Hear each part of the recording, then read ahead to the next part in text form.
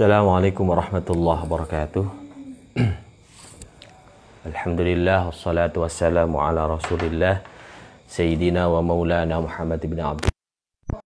Rabbi shrah li sadri wa yassir li amri wahlul 'uqdatam min lisani yafqahu qawli, amma ba'd. Para pemirsa yang budiman, kali ini di tengah pandemik COVID-19 kita akan mengkaji ilmu yang berkenaan dengan tasawuf.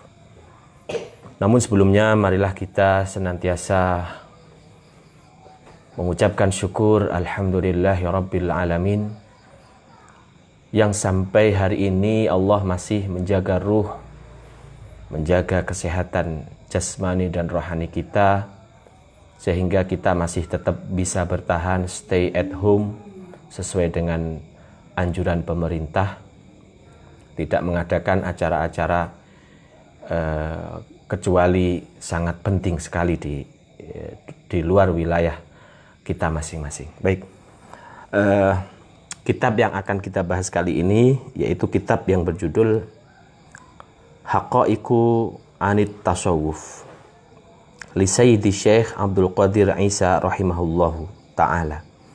Kitab yang berjudul Haqaiq Anit Tasawuf, hakikat-hakikat yang berkenaan dengan tasawuf. Ada satu moto yang ditulis oleh beliau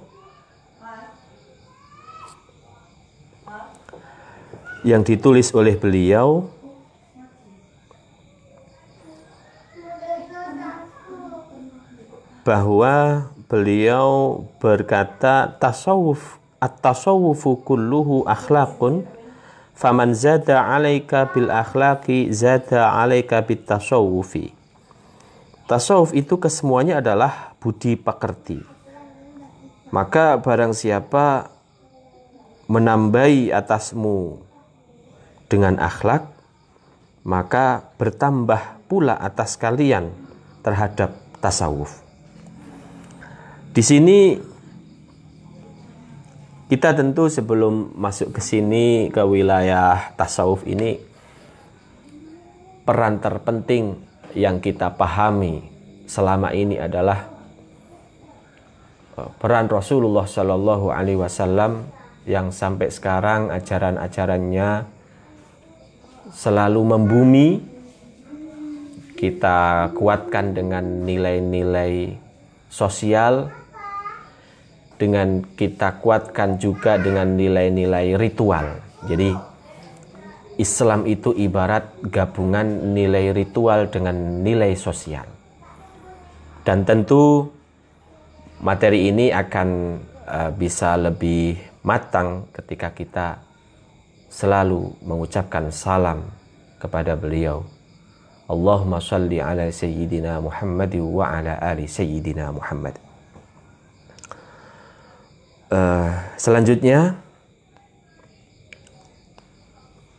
kita buka halaman babul awal. Di sini babul awal halaman 8. Al-babul awal at-ta'rif bitasawufi, mulai dari ta'rifuhu, istiqaquhu, nash'atuhu, ahammiyatuhu. Nah, ini kita harus tahu dari awal bahwa definisi tasawuf.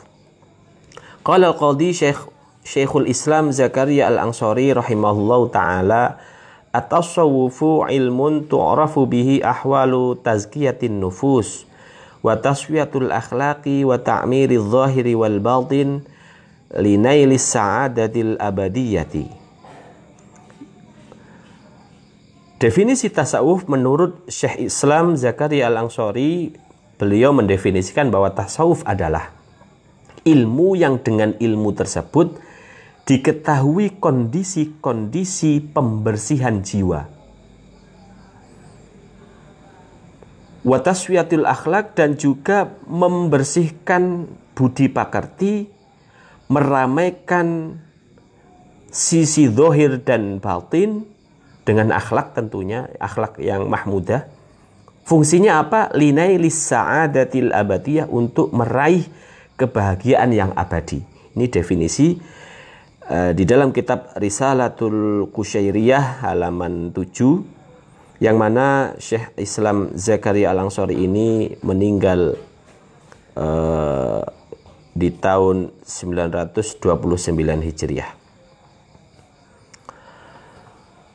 Kemudian Syekh Ahmad Zarruq rahimahullahu ta'ala mendefinisikan tasawuf.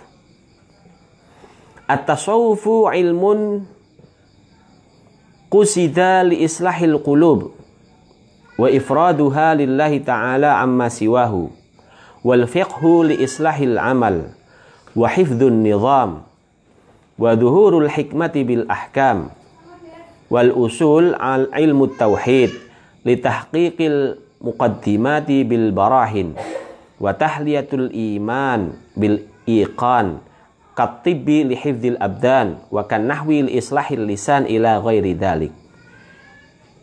Menurut Ahmad Zarruq rahimahullahu taala, tasawuf adalah ilmu yang disengaja untuk memperbaiki hati. Coba, ilmu yang disengaja dihadirkan untuk memperbaiki hati dan juga menyendirikan hati itu untuk Allah saja, bukan untuk yang lain. Nah ini, maka ada kejadian bagaimana seseorang yang menggoda hamba Allah, tapi dianya sudah gila terhadap Laila. Imri'il Qais yang terkenal dengan sebutan Majnun itu pernah menggoda orang yang sholat berada di hadapannya. Si Majnun itu duduk agak jauh sebenarnya, tapi dia senyum-senyum terhadap orang yang sholat. Ketika selesai sholat, orang tersebut marah. Hei, kamu itu ada orang sholat malah goda, malah gangguin kita. Siapa yang ganggu?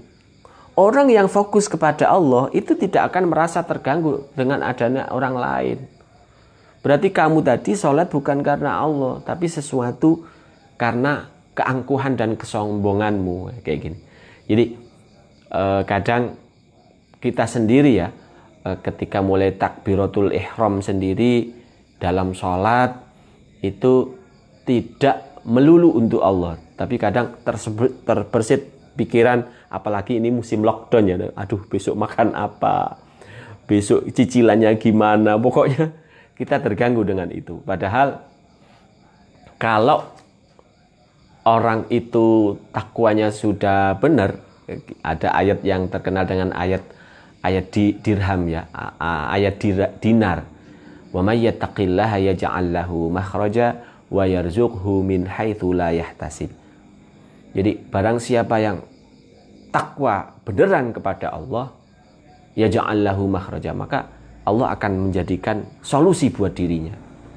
Wa yarzuqhu min haitsu la yahtasib, dan memberinya rizki dari arah yang tidak disangka-sangka. Terus terang, semua baik PNS maupun wira swasta ketika ketemu di toko, di warung, curhat. Wah, ini gimana ini, jualan ini cuma laku 1 dalam sehari, berkeluh kesah, subhanallah. Jadi kalau kita tidak bergantung kepada Allah, tapi kita bergantung kepada makhluk, ini sudah ambyar dari awal ini. Jadi maka perlu kita merevisi ulang bagaimana kajian kita terhadap mengisi hati kita dengan hanya untuk Allah ini benar-benar kita canangkan dan kita pancangkan sekuat tenaga, seperti terukir di dalam surat Al-Ikhlas, Allahus Samad, Allah tempat bergantung segala sesuatu. Otomatis ketika kita bergantung segala sesuatu kepada Allah, Allah akan memberi solusinya. Cuman berdasarkan keyakinan. Kalau kita nggak ada keyakinan, hanya ikut-ikutan aja, yang nggak akan muncul solusi. Sama seperti idil fatah hasba'tiqadihi rufi wa kullu man lam ya'taqid lam yantafi. Karena pemuda itu berdasarkan keyakinannya ya kan? Rufi akan diangkat. Dan barang siapa tidak punya keyakinan, maka dia tidak berguna gitu. Dia tidak berguna lagi. Lanjut. Kemudian Sayyidut Ta'ifatain Al-Imam Junaid rahimahullahu taala mendefinisikan at-tasawwufu isti'malu kulli khalqin saniyin wa tarku kulli khuluqin daniyin. Jadi at-tasawwufu isti'malu kulli khuluqin saniyin wa tarku kulli khuluqin daniyin. Yang mana artinya adalah tasawuf adalah menggunakan setiap budi pekerti yang bagus dan menanggalkan setiap budi pekerti yang rendah, yang buruk. Nah ini. Kemudian menurut Abul Hasan Asy-Syadzili, beliau memberi definisi terhadap tasawuf.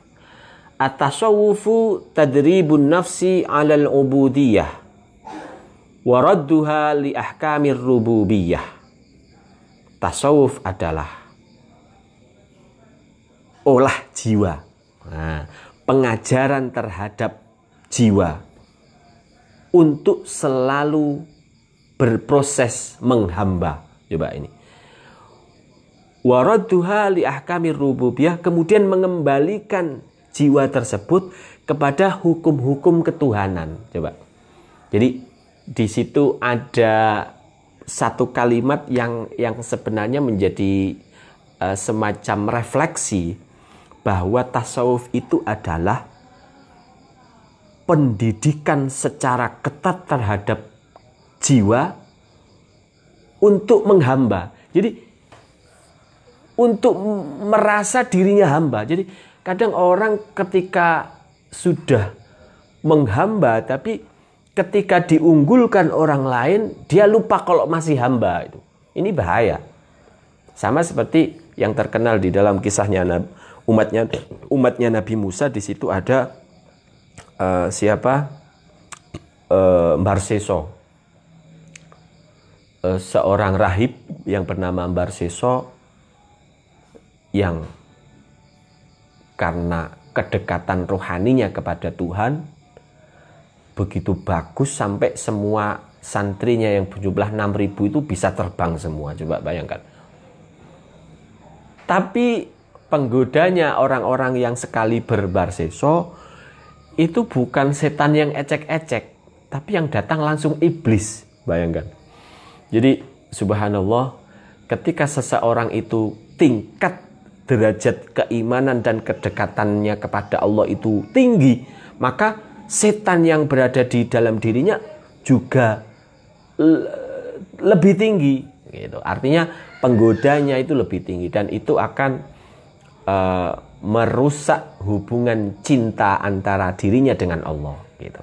Jadi proses penghambaan inilah yang barangkali menjadi tolak ukur bagaimana perasaan menjadi hamba ini akan mampu menyaksikan hatinya bahwa dirinya adalah memang diciptakan untuk menghamba kepada Allah. Nah ini. Jadi memang hatinya dikembalikan untuk mengikuti hukum-hukum ketuhanan. Apa hukum-hukum ketuhanan? Iya, dia harus paham kalau dirinya hamba, sehingga apapun yang dilakukan oleh Tuhannya, dia menerima itu menjadi hamba. Kita tidak boleh menyalahkan Tuhan dalam urusan, apalagi dalam urusan pandemik ini. Gitu. Seringkali kita butuh merefleksi beberapa ayat Al-Quran. Zuharul fasadu fil barri wal bahri bima kasabat aydin nas, bahwa telah tampak kerusakan di bumi dan lautan itu disebabkan oleh ulah tangan manusia. Kitanya saja yang kadang bikin apa-apa sehingga sesuatu itu menjadi rusak, sehingga kerusakan itu diperbaiki oleh Allah dengan caranya. Bahkan berita terbaru beberapa hari ini, lapisan ozon sudah membaik ketika seluruh dunia terkena pandemik COVID-19 ini, sehingga tidak ada pabrik-pabrik yang membuat suhu udara meningkat dan merusak lapisan ozon, dan lapisan ozon sudah membaik, subhanallah. Jadi ada cara-cara Allah yang tidak kita pikirkan sehingga hal itu menjadi suatu tadabbur sekaligus tafakur buat kita. Ada kejadian yang perlu kita resapi juga berkenaan dengan itu, bagaimana seorang Abdullah, yaitu ayahnya baginda Nabi Muhammad sallallahu alaihi wasallam, yang berayahkan Abu Talib, Abdul Muttalib ya. Abdul Muttalib, di waktu beliau menjadi pemegang kunci Ka'bah, itu pernah untanya itu kalau nggak salah digiring atau diminta oleh pasukan Raja Abraha. Sampai ribuan itu. Ketika Abraha datang ke situ, apa yang dikatakan Abdul Muttalib pertama kali? Hei, pasukanmu telah membunuh sekaligus menyita unta-untaku. Ribuan, jumlahnya berapa? Berapa ribu disebut. Kenapa kamu bukannya malah menjaga Ka'bah yang akan aku hancurkan, tapi justru kamu malah meminta unta kamu untuk dikembalikan. Untuk unta itu memang hakku, tapi untuk Baitullah ini urusan Tuhanku. Biar Allah yang menjaga. Coba. Itu orang yakin kayak gitu. Orang yakin kayak gitu. Sehingga Abdul Muttalib mendapatkan unta-untanya yang telah disembelih oleh pasukan-pasukannya, kemudian pulang. Dan apa yang terjadi? Ketika penyerangan pasukan gajah menuju lokasi Ka'bah yang mau dihancurkan, Allah tidak tinggal diam, diabadikan di dalam surat Al-Fil. Alam yaj'al kaidahum fi tadlil wa arsala alaihim tayran ababil. Kemudian Allah mengutus burung-burung. Yang satu ekor membawa 3 biji batu bara di paruhnya sama di cengkraman tangannya untuk dijatuhkan kepada pasukan gajah. Ribuan dan semuanya menggelepar, meninggal semuanya, terbakar semua. Diibaratkan seperti apa? Tarmihim bihijaratin min sijil faja'alahum ka'asfim ma'kul. Ibaratnya mereka yang sudah terbakar akibat bebatuan min sijil itu dijatuhkan, mereka ibarat dedaunan yang dilumat habis oleh ulat. Jadi kayak nggak ada sisa gitu. Ini cara Allah kayak gitu. Maka cocok sekali jika surat Al-Fil ini menjadi wirid kita harian. Wirid kita harian sebagai benteng, sebagai tameng dari segala hal yang tidak kita sadari bersama. Barangkali dengan surat Al-Fil ini yang setiap pagi dan sore menjadi aurat atau wirid kita, insya Allah dengan caranya Allah akan membalikkan keadaan dan memperbaiki semuanya. Nah, kita pasrahkan kepada Allah Subhanahu wa taala. Mau nggak mau, virus corona ini adalah makhluknya Allah. Mau nggak mau dia makhluknya Allah. Jadi di dalam surat Al-Baqarah ayat 26 Allah telah berfirman, Innallaha la yastahyi an yadriba mathalan ma ba'udatan fama fawqaha. Sesungguhnya Allah tidak segan-segan untuk memberi perumpamaan kepada kita berwujud nyamuk atau yang lebih kecil dari nyamuk. Coba, sesuatu yang lebih kecil dari nyamuk ya salah satunya virus corona ini. Fa'amal ladina amanu fayaquluna. Fa'amal ladina amanu fa'amal ladina amanu. Diulang lagi. Bismillahirrahmanirrahim. Innallaha la yastahyi an yadriba mathalan ma ba'udatan fama fawqaha fa'ammal ladina amanu fayaquluna hadha min fayaquluna annahu al-haqqu min rabbihim wa ammal ladzina kafaru fayaquluna madza arada Allah bihadza mathala yudhillu bihi katsiran wa yahdi bihi katsiran wa ma yudhillu bihi illa al-fasiqin. Ada ayat yang salah tadi di fa ammal ladzina amanu kita lihat Al-Quran, saking lamanya nggak deres ini bagian yang itu. Kita lihat Al-Quran surat Al-Baqarah ayat 26 ya, ayat 26. Jadi di situ dikatakan bahwa adapun orang-orang yang beriman itu sudah meyakini bahwa annahul haqqu min rabbihim, ini sesuatu yang benar. Ini adalah kebenaran dari Allah Subhanahu wa taala gitu. Jadi baik, kita perbaiki ayatnya. Fa ammal ladzina amanu faya'lamuna annahul haqqu min rabbihim. Jadi adapun orang-orang yang beriman, mereka tahu bahwa perumpamaan itu atau makhluknya Allah yang menjadi perumpamaan itu merupakan sebuah kebenaran dari Tuhan mereka. Adapun orang-orang kafir, orang-orang yang menolak kebenaran Allah, mereka berkata sambil ngece itu, sambil mengolok-ngolok. Madza aradallahu bihadza mathala. Maunya Allah apa sih? Kepo banget, repot banget gitu. Jadi kayak bantah gitu. Madza aradallahu bihadza mathala. Maunya Allah itu apa? Ini enggak penting banget gitu. Yudhillu bihi katsiran wa yahdi bihi katsiran. Allah mampu memberi kesesatan kepada orang banyak dan juga mampu memberi hidayah kepada orang banyak. Dan Allah tidak memberi kesesatan kecuali kepada orang-orang fasik. Baik. Ini saya pernah cerita. Kita mengulas tentang nyamuk saja ya.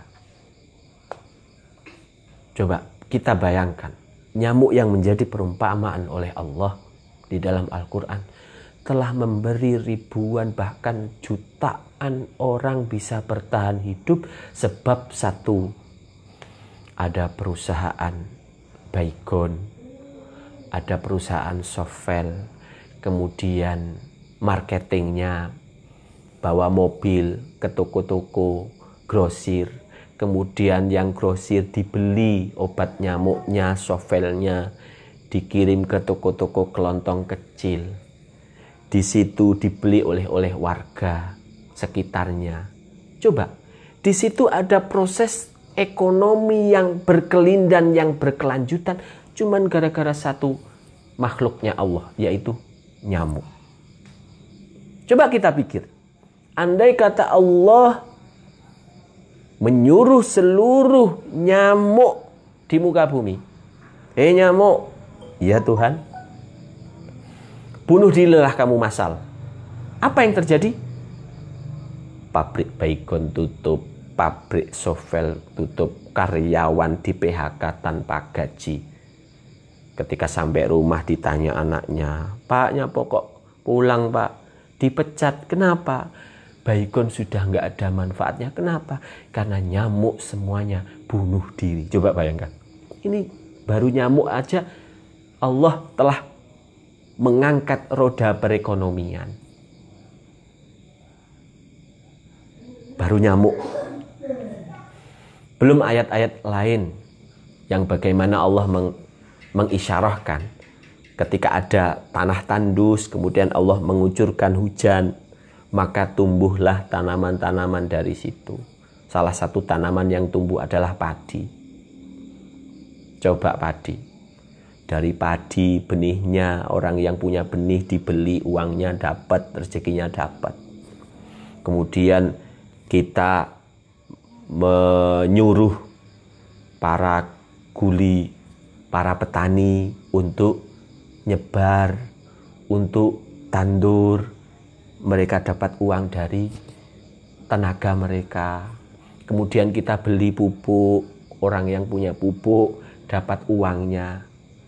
Kemudian setelah tumbuh 3 sampai hampir 4 bulan, 3 bulan setengah, sudah mentes-mentes besar, kita panen, kita minta kepada para petani panen, ditimbang hasilnya, kemudian kita panasin di terik matahari supaya mentes, kemudian kita selepin, orang seleb dapat uang lagi, juga dapat rezeki lagi, subhanallah. Jadi roda berputar dari satu jenis macam makhluknya Allah itu kita sudah luar biasa. Coba dari nyamuk sebegitu banyak perekonomian berjalan sebab nyamuk. Ada orang jual sovel, ada orang jual lautan, ada orang yang jual baygon, ada yang jual. Terus kemudian gara-gara nyamuk, ada yang sakit DB, demam berdarah, ke rumah sakit. Akhirnya trombosit, ditambah jus jeruk, jus jambu laku, tukang parkir di rumah sakit dapat fee juga dari menjaga motor mereka. Terus para penunggu pasien makan di kantin, akhirnya kantinnya juga mendapat uang dari salah satu pasien yang kena DB. Coba bayangkan. Jadi Allah begitu tak kasat mata sebenarnya mengajari kita dari sesuatu yang disebutkan dalam Al-Quran. Cuman kitanya aja yang kadang nggak ngeh. Kitanya aja yang kadang kurang bisa masuk gitu. Karena cenderung kurang memahami apa-apa yang menjadi isi di dalam Al-Quran tersebut. Baik, kita lanjutkan selanjutnya tadi lanjutan dari kitab tasawuf ya. Bismillahirrahmanirrahim. Itu pendapat beberapa ulama aja, kita tidak membaca semuanya karena ada hampir 20 komentator ya yang mendefinisikan tasawuf. Nanti kita tidak akan sampai ke finish nanti. Ahamiyatut tasawuf, pentingnya tasawuf atau urgensi ilmu tasawuf. Bismillahirrahmanirrahim. Innat takalifa asyar'iyyata allati umira bihal insanu fi khasati nafsihi tarji'u ila qismaini. Ahkamun tata'allaku bil a'mali dhahirah wa ahkamun tata'allaku bil a'mali batinah. Au bi ibaratin ukhra, ahkamun tata'allaku bi badanil insani wa jismihi wa a'malun tata'allaku bi qalbihi. Nah, ini urgensi tasawuf. Sesungguhnya taklif atau pembebanan syariah yang diperintah, yang manusia diperintah atas pembebanan itu di dalam kekhususan dirinya itu kembali kepada dua hal. Pertama, hukum yang berhubungan dengan amal-amal jasmani, amal-amal zahir, dan hukum yang berhubungan dengan amal-amal batin. Atau dengan kata lain, hukum-hukum yang berhubungan dengan badannya manusia dan tubuhnya, serta hukum yang berhubungan dengan hatinya. Lah, kalau fikih fokus kepada a'malul jismiyah atau amal-amal badan, tapi kalau tasawuf itu tata'allaku bi a'malil batinah atau bi a'malil qalbiyah, yaitu hukum amal yang berhubungan dengan kebatinan atau bersifat qalbi atau bersifat hati. Nah, kemudian ada penjelasan lagi, fal a'malul jismiyatu nau'ani.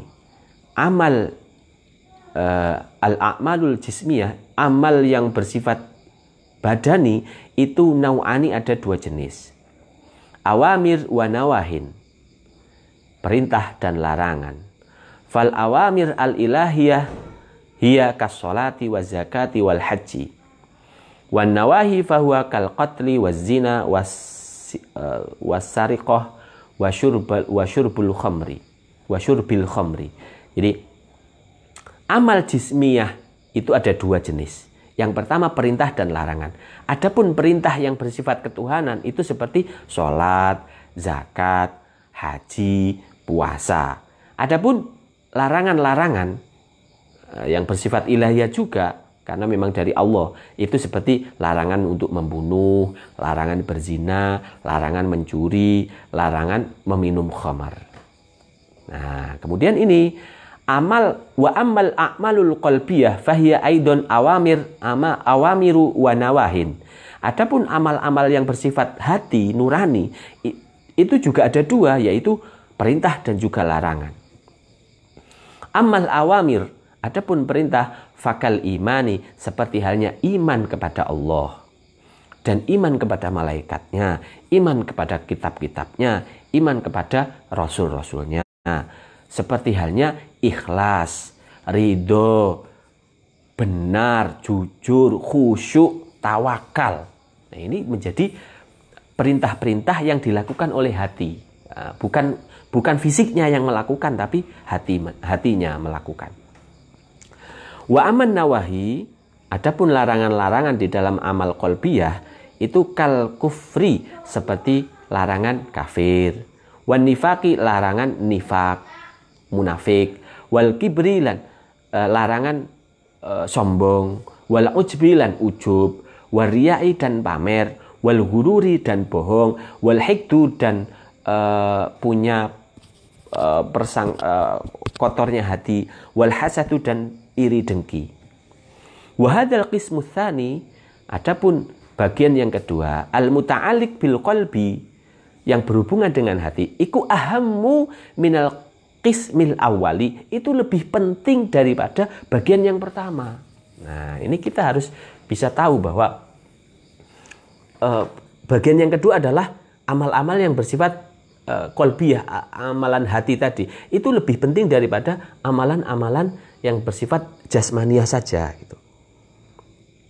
Inda syari, menurut syari, yaitu Kanjeng Nabi Muhammad SAW.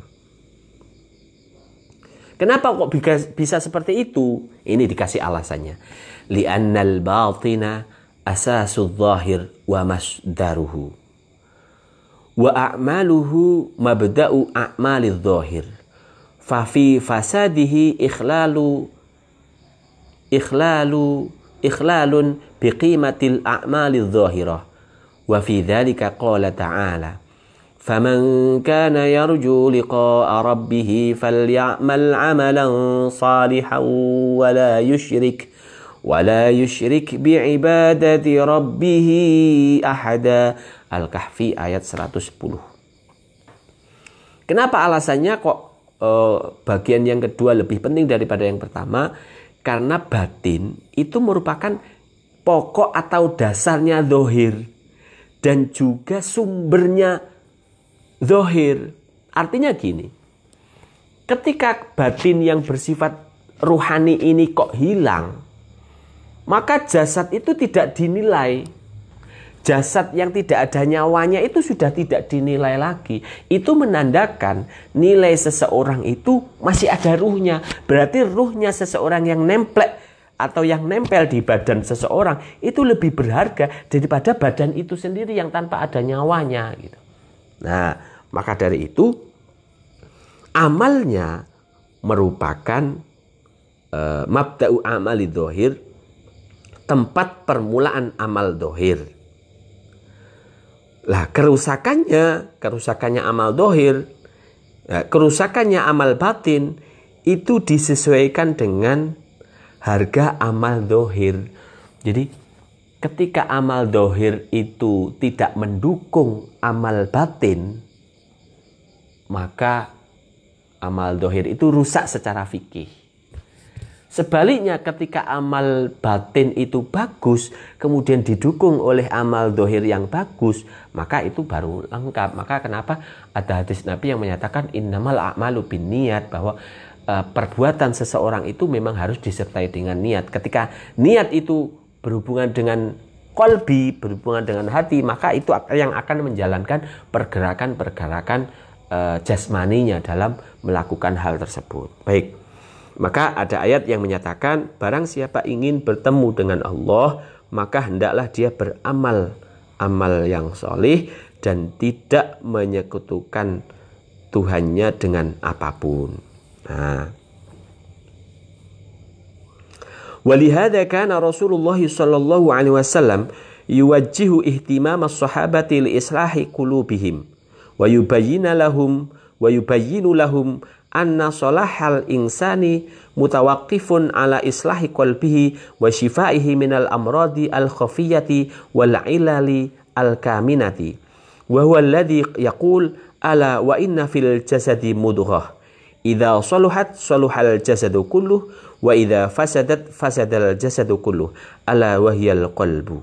Nah, itulah sebabnya Rasulullah Shallallahu Alaihi Wasallam selalu mewanti-wanti, memberi penerangan akan pentingnya memberi perhatian lebih kepada para sahabat untuk memperbaiki hati mereka dan menjelaskan kepada mereka bahwa kebaikan manusia itu ya mutawakif, tergantung ala islahi qalbihi, terhadap bagusnya hati mereka, bagusnya hati dia, wa syifaihi minal amrad al khafiyah, dan juga obatnya dari penyakit-penyakit yang samar dan juga luka-luka yang tidak diketahui penyebabnya. Jadi di situ memang Rasulullah selalu memberi perhatian lebih bahwa ada sisi ruhani yang harus lebih dikedepankan daripada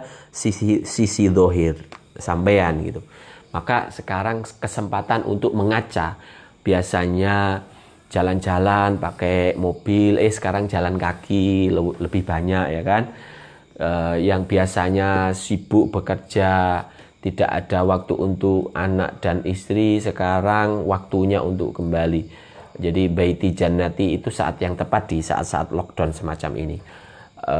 Itu barangkali bisa menambah tempat kita kembali, itu bisa menambah kebahagiaan kita, bahwa tidak selamanya sesuatu yang membahagiakan itu selalu melulu berhubungan dengan materi saja, tapi keluarga, nikmat dalam kondisi kelaparan, nikmatnya makan dalam kondisi kelaparan itu akan lebih bisa dirasakan dalam kondisi semacam ini. Baik, kita lanjut. Ada hadis Nabi yang menyatakan, ingatlah bahwa di dalam diri manusia itu ada segumpal darah yang apabila segumpal darah itu bagus, baguslah jasad atau tubuh semuanya. Dan jika segumpal darah itu kotor, rusak, maka rusaklah seluruh jasad semuanya. Ala wahyal qalbu, ketahuilah, ingatlah bahwa segumpal darah itu adalah qalbu. Nah, qalbu ini di dalam pengertian bahasa Indonesia itu sering disalahpahami. Kalau kabidun itu artinya liver, tapi kalau qalbun itu artinya adalah jantung, tempat berdetak kita ini. Jadi qalbun ini sebenarnya ini, cuman kita karena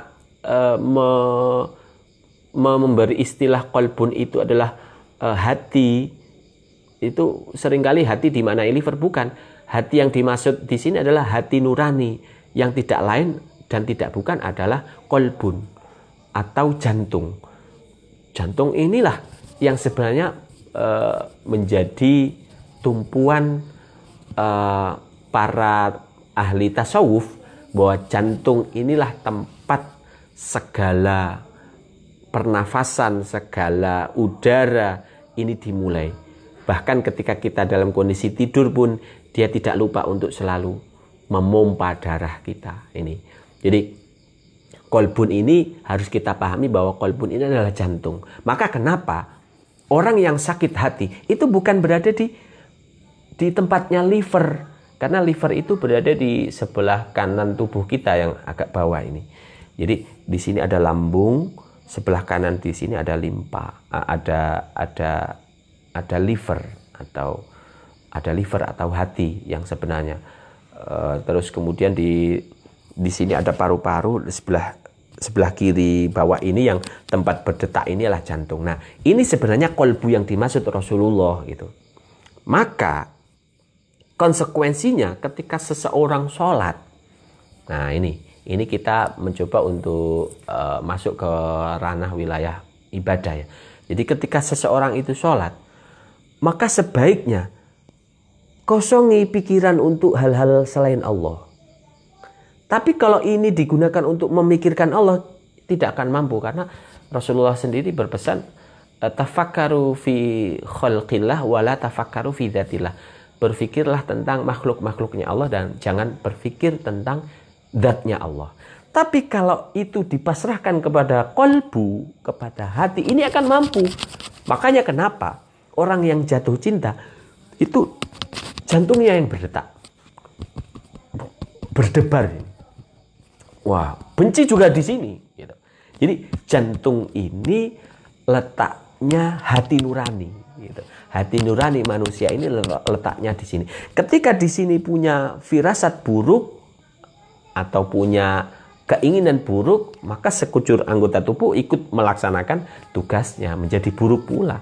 Tapi sebaliknya ketika di sini punya niatan baik, punya menghamba dengan baik, itu semuanya akan terpraktekkan oleh seluruh anggota tubuh. Maka fasadat wa idza fasadat fasada jasadu kullu. Jadi fasadal jasadu kullu. Jadi ketika memang rusak dari awal niatannya itu, maka niatnya udah ambiar.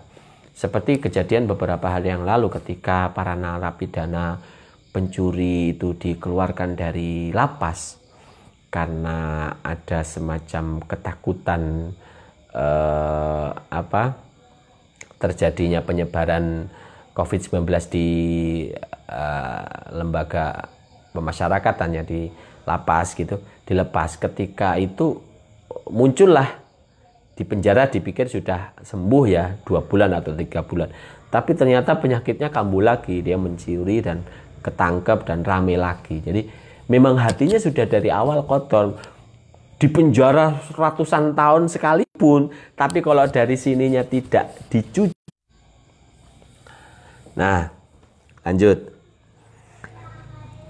Jadi sebaliknya ketika dia menjadi nabi karena fitnahan orang gitu, kesalahan orang dilimpahkan kepada dia, kemudian ada barang bukti yang dipalsukan, kemudian dia masukkan penjara karena dia orang baik yang lagi apes gitu, di penjara dia tetap baik karena memang dari awal dia orang baik. Ketika dikeluarkan karena memang ada kasus pandemi semacam ini, dia tetap baik, dia tidak berlaku jahat apapun karena dari awal dia memang baik gitu kan.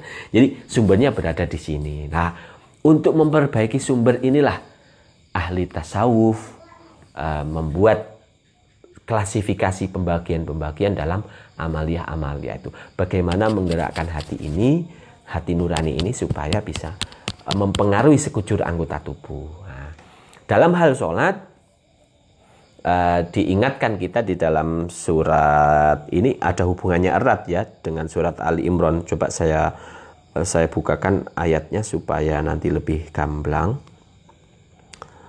Surat Ali Imran ayat 191 kalau nggak salah. Coba. Baik, ya ini benar. Ayat 190 sampai ayat 191. Jadi di situ dikatakan, Inna fi khalqis samawati wal ardi wa ikhtilafil laili wan nahari la ayatin li ulil albab.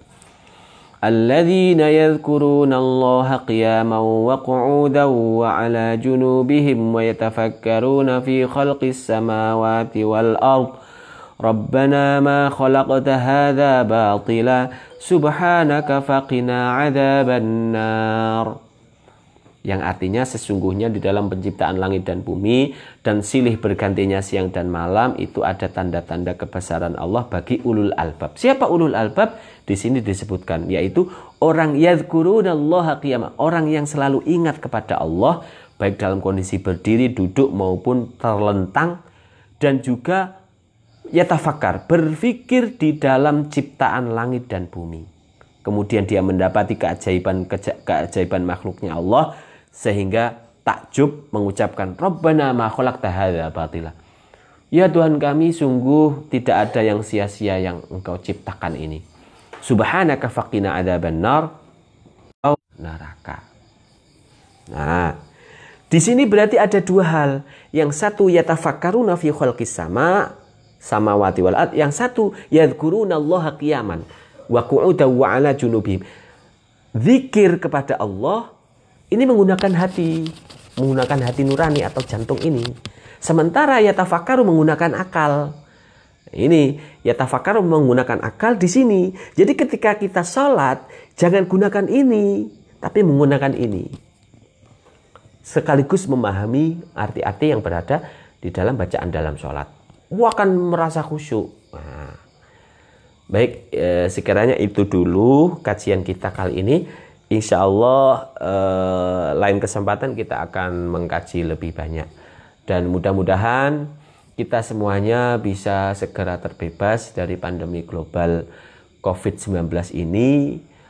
Semuanya ada hikmahnya dan juga ada vaksin yang ditemukan, mudah-mudahan segera ditemukan dan bisa menjadi obat sehingga roda ekonomi, roda sosial kita bisa berjalan semestinya sesuai dengan sunatullah dan juga sunatul Rasul. Jadi mudah-mudahan ini segera berakhir dan kita tidak usah mengutuk kesalahan-kesalahan yang barangkali diperbuat orang lain. Tentu ketika ada lilin yang padam, jangan kita mengutuk kegelapan, tapi hendaknya kita mencari cahaya untuk bisa dijadikan cahaya di sekitar kita. Seperti itu ya. Mudah-mudahan bermanfaat apa yang kita sampaikan. Sebenarnya hati ini tidak sampai untuk selesai, tapi bagaimana kita sudah banyak menyampaikan materi yang berhubungan dengan hati nurani. Di pertemuan yang akan datang akan lebih bisa maksimal mudah-mudahan, karena berhubungan dengan ilmu tasawuf yang kita bahas kali ini. Terima kasih atas perhatiannya, mudah-mudahan bermanfaat. Jangan lupa like dan share di beranda kalian, mudah-mudahan menjadi amal jariah kita semua. Wabillahi taufiq wal hidayah waridha wal inayah. Usikum wa nafsi bitaqwallah. Wassalamualaikum warahmatullahi wabarakatuh.